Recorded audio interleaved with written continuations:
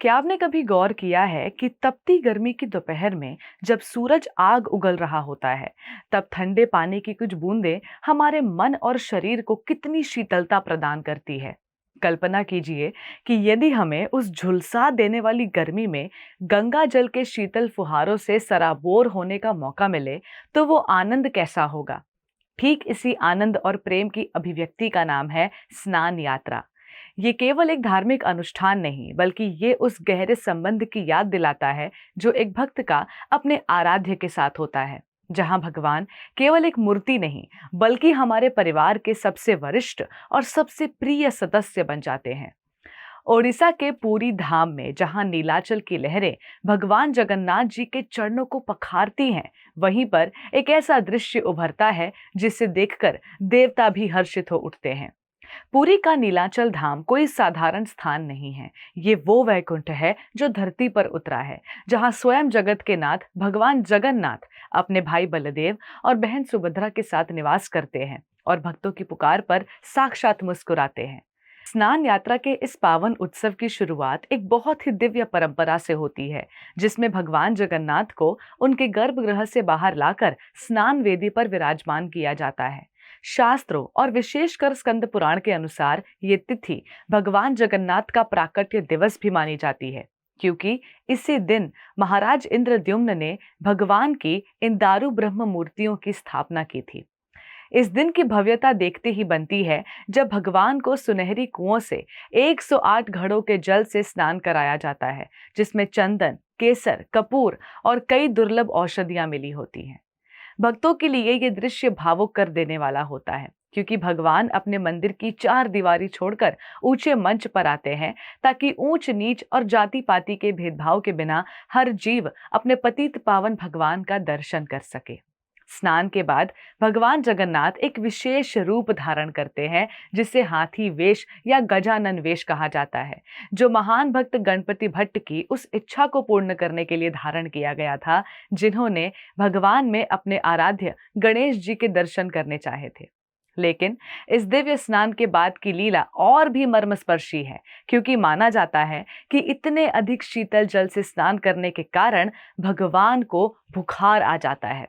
अगले 15 दिनों के लिए भगवान अनसर या अनावसर काल में चले जाते हैं, जहां मंदिर के पट बंद कर दिए जाते हैं और भगवान को एकांत में रखा जाता है।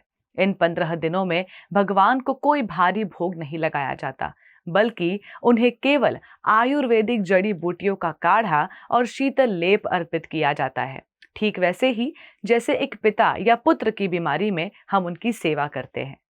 ये लीला हमें सिखाती है कि भगवान और भक्त का रिश्ता केवल पूजा पाठ का नहीं, बल्कि आपसी देखभाल और ममता का भी है, जहां साक्षात ब्रह्मांड के स्वामी भी अपने भक्त के वात्सल्य के वशीभूत होकर बीमार होने का अभिनय करते हैं। ये समय भक्तों के लिए विरह का समय होता है, जो उन्हें रथ यात्रा के दिन भगवान के पुनः दर्शन की प्रतीक्षा में व्याकुल रखता है। हमें ये गहराई से समझना होगा कि भगवान जगन्नाथ की ये लीलाएं केवल मनोरंजन के लिए नहीं हैं, बल्कि ये हमें इस नश्वर संसार की वास्तविकता से परिचित कराती हैं। हम जिस मानव शरीर में आज अभिमान के साथ घूम रहे हैं, ये कितना दुर्लभ है, इसका अंदाजा हमें तब तक नहीं होता जब तक हम आध्यात्मिक ज्ञान के करीब नहीं आते। शास्त्रों में कहा गया है कि ये देह दुर्लभ है, क्योंकि केवल इसी शरीर में रहते हुए हम उस परम सत्ता को जान सकते हैं और जन्म मृत्यु के चक्र से मुक्त हो सकते हैं। भगवान जगन्नाथ इतने दयालु हैं कि वे स्वयं मंदिर से बाहर आकर हमें दर्शन देते हैं, ताकि हम अपनी सोई हुई चेतना को जगा सके। लेकिन विडंबना ये है कि हम अपनी युवा अवस्था के जोश और धन के मद में इस दुर्लभ अवसर को व्यर्थ गवा देते हैं। हम अक्सर सोचते हैं कि भक्ति तो बुढ़ापे का विषय है, लेकिन हमें क्या पता कि अगली सांस हमारी आज होगी या कल। आध्यात्मिकता को गंभीरता से लेना किसी उम्र का मोहताज नहीं होना चाहिए, क्योंकि मृत्यु किसी का कैलेंडर देखकर कभी नहीं आती। यदि हम इस जीवन का उपयोग केवल भौतिक सुखों के संग्रह में करेंगे, तो अंत समय में हमारे पास केवल पछतावा और खाली हाथ ही बचेगा। भगवान जगन्नाथ की दया का कोई अंत नहीं है। वे तो अधम उदाहरण हैं, जो केवल एक आंसू या प्रेम की एक पुकार पर अपना सब कुछ न्यौछावर कर देते हैं। स्नान यात्रा हमें संदेश देती है कि जैसे हम अपने शरीर की शुद्धि के लिए स्नान करते हैं, वैसे ही हमें भक्ति और नाम जप के जल से अपनी आत्मा की शुद्धि करनी चाहिए। जो व्यक्ति समय रहते अपनी आध्यात्मिक उन्नति के प्रति सचेत नहीं होता, वो उस अंधेरे की ओर बढ़ रहा है जहां से वापसी का मार्ग बहुत कठिन है।